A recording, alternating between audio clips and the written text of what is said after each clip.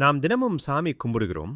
ஆனால் எந்தலில் எந்த நாளில் எந்த சாமியை மனதார வேண்டினால் முழு பலன் கிடைக்கும் என்று உங்களுக்கு தெரியுமா?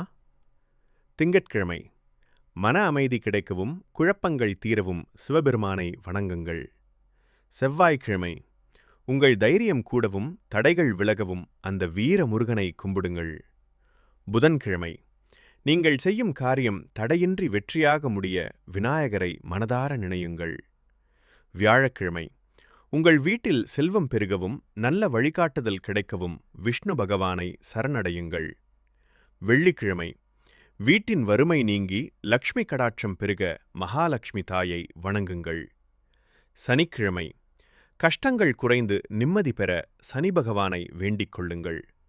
இந்த எளிய முறையை பின்பற்றி பாருங்கள், உங்கள் வாழ்க்கையில் நல்ல மாற்றங்கள் நடக்கும். இந்த பயனுள்ள தகவலை உங்கள் நண்பர்களுக்கும் உறவினர்களுக்கும் ஷேர் செய்யுங்கள். அவர்களும் பலன் பெறட்டும்.